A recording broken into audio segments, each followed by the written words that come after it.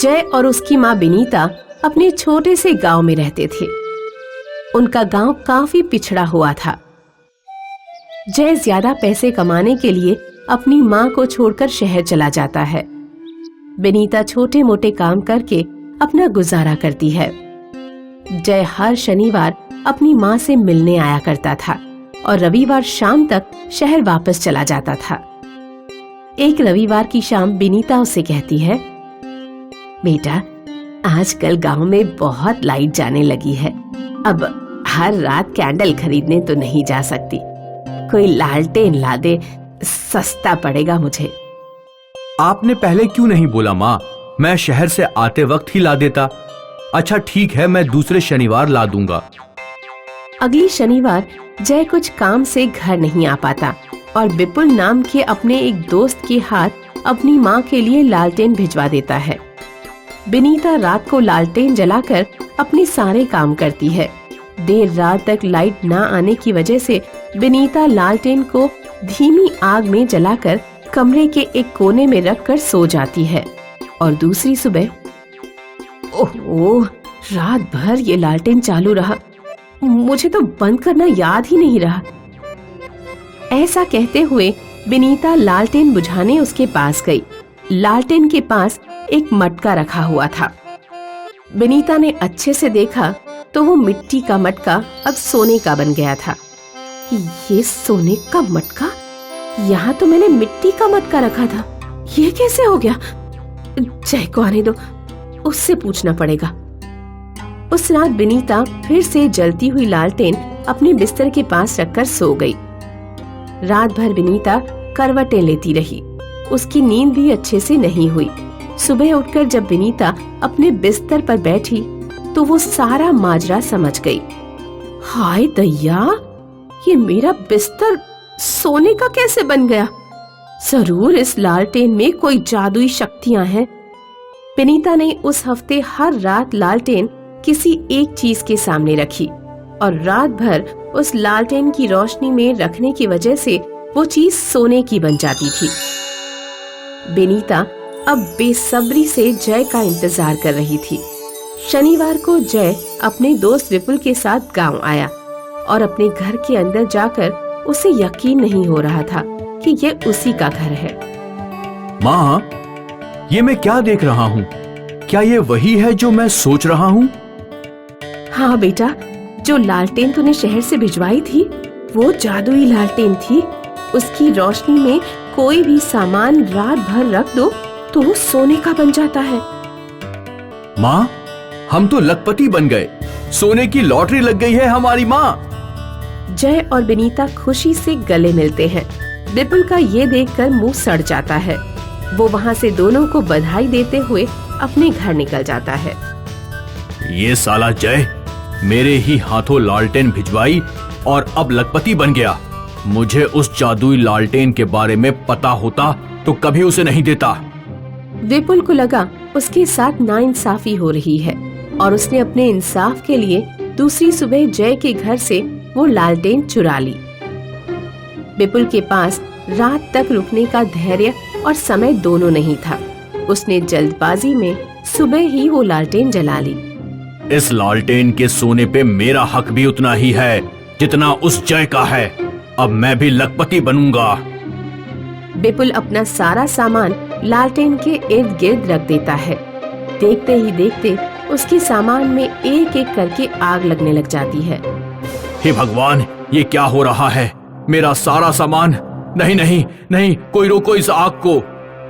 विपुल घबराते हुए आग के ऊपर पानी डालता है पर आग बुझने का नाम ही नहीं लेती।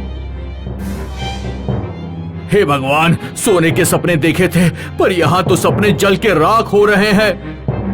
विपुल के घर में आग जलते हुए देख जय और बिनीता उसकी मदद करने पहुँचते हैं और देखते हैं कि उनकी लालटेन विपुल के जले हुए घर के बीच में पड़ी हुई है। विपुल, ये हमारा लालटेन तुम्हारे पास क्या कर रहा है? ले जाओ इस बला को मुझसे दूर। मैं लुट गया, मैं बर्बाद हो गया। विपुल अपने जले हुए घर और फूटी किस्मत को देखकर रोता है और जय और बिनीता अपनी जादुई लालटेन लेकर अपने घर को चले गए। मीना और प्रवीण एक खुशहाल वैवाहिक जीवन बिता रहे थे। मीना का व्यवहार और उसका काम देख पूरा गांव उसकी तारीफ करता था। मीना की सहेली रूपा भी इसी गांव में शादी करके आई थी। रूपा वैसे तो बहुत सुंदर थी, पर उसका व्यवहार बिल्कुल दुष्ट था। रूपा और उसकी सास दोनों मीना को बार बार नीचा दिखाने की कोशिश करते थे। एक दिन गांव की सारी औरतें एक पेड़ के नीचे बैठ के बातें कर रही थी। रूपा और उसकी सास सज धज के आए और उन औरतों के पास बैठ गए। ओ सासू माँ, ये गांव कितना बोरिंग है, यहाँ कभी कुछ एक्साइटिंग नहीं होता। हाँ रूपा, ये गांव वाले हमारे जैसे अपडेटेड थोड़े ना हैं। इन्हें तो मेकअप के बारे में कुछ भी नहीं पता। तभी गांव वालों में से एक औरत उनकी बात सुन के मीना को देखते हुए बोलती है, मीना बेटी, शादी के दिन कितनी सुंदर लग रही थी, साक्षात देवी जैसी। तुम्हारा मेकअप भी बहुत सुंदर था। शुक्रिया चाची, मैंने अपना मेकअप खुद किया था। हाँ, तो कौन सी बड़ी बात हो गई? अगर तुमने अपना मेकअप अपने आप कर लिया तो मैं भी रोज अपना मेकअप खुद ही करती हूँ। हाँ, और मेरी बहू परियों से कम नहीं दिखती। परी तो पता नहीं, शादी के दिन मेकअप थोप थोप के बंदरिया जरूर लग रही थी।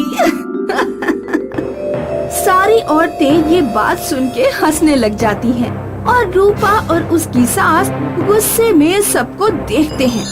बहुत थक गई थी मेरी बहू उस दिन, इसीलिए मेकअप थोड़ा अजीब हुआ होगा। हाँ, अभी करवा लो मुझसे मेकअप। कटरीना कैफ जैसी नहीं दिखी तो नाम बदल देना मेरा। अभी तो रात होने को आई है, इस रविवार को बन जाना कटरीना। हाँ, और ये मीना भी करेगी मेरे साथ मेकअप। देखते हैं कौन ज्यादा सुंदर दिखता है। पर मुझे क्यों घसीट रही हो इसमें? सारे गांव वाली औरतों ने मीना को बढ़ावा दिया कि वो रूपा से मेकअप कंपटीशन करे। मीना परेशान होके अपने घर पहुंचती है। उसकी सास समझ जाती है कि मीना के मन में क्या चल रहा है। बहू, तुम रविवार के मेकअप कंपटीशन के बारे में सोच रही हो ना? जी माँ जी, रूपा के पास तो कितना महंगा और सुंदर मेकअप किट है। मैं तो पक्का ये कंपटीशन हार जाऊंगी। बिल्कुल नहीं बहू, तुम्हारी सुंदरता तुम्हारे अच्छे व्यवहार में बसी है। और रही बात मेकअप की, तो चलो मैं तुम्हें एक नया तोहफा देती हूँ। अपनी सास की प्रेरणा देख मीना खुश हो गई। सास अपने कमरे के अंदर गई और एक छोटा सा बक्सा लेकर बाहर आई। वो बक्सा दिखने में तो बड़ा ही साधारण सा था, पर उसको खोलते ही वो एक बड़ा सा मेकअप किट बन गया। उसमें तरह तरह के फाउंडेशन, आई शेडो, ब्रश और मेकअप के सामान रखे हुए थे। ये एक खास मेकअप किट है, आज मैं ये तुम्हें सौंपती हूँ। तुम इस मेकअप का इस्तेमाल करोगी तो लोगों की आंखें तुम्हारे चेहरे से हट नहीं पाएंगी। इसमें हर एक इंसान को आकर्षित करने की शक्ति है। क्या सच में माँ? ऐसा जादुई मेकअप हो सकता है? मीना की सास ने मीना को मेकअप लगाने में मदद की। मीना का चेहरा जैसे चमक रहा था। प्रवीण जब रात को घर आया तो वो आंखें फाड़ के मीना को देखने लगा। मीना, तुम कितनी अलग दिख रही हो। मैं तो अपनी आंखें ही नहीं हटा पा रहा हूँ तुमसे। मीना और उसकी सास हंसने लगे। अब दोनों को बस रविवार का इंतजार था। उधर रूपा और उसकी सास जोर शोर से मेकअप कंपटीशन की तैयारी में लगे थे। रूपा की सास ने गांव के हर एक दुकान के सारे मेकअप के सामान उठा लिए। सुबह एक तो शाम को कोई और मेकअप ट्राई करते थे। दोनों दिन भर खाना पीना छोड़ के बस मेकअप करने में व्यस्त हो गए। रविवार का दिन आया और गांव वाले उसी पेड़ के नीचे बैठ गए। आज तो मैं अपनी जीत पूरी दुनिया के साथ शेयर करूंगी। फेसबुक लाइव पर रखूंगी मैं ये कंपटीशन। रूपा, तुम्हारे चेहरे पर ये दाने कैसे? दाने? क्या? कैसे दाने? रूपा ने जो हफ्ते भर अलग अलग मेकअप ट्राई किए थे, उसकी वजह से उसके चेहरे पे अजीबोगरीब दाने निकल आए थे। नहीं, आज तो मैं जीत के रहूंगी। ये कंपटीशन चालू करो अभी के अभी। रूपा, तुम चाहो तो हम किसी और दिन भी कर सकते हैं ये कंपटीशन। नहीं, मैंने अपने फेसबुक पेज पे पूरे हफ्ते इस कंपटीशन के बारे में शेयर किया है और अभी मेरा लाइव भी चालू है। मुझे ये कंपटीशन जीतना ही पड़ेगा।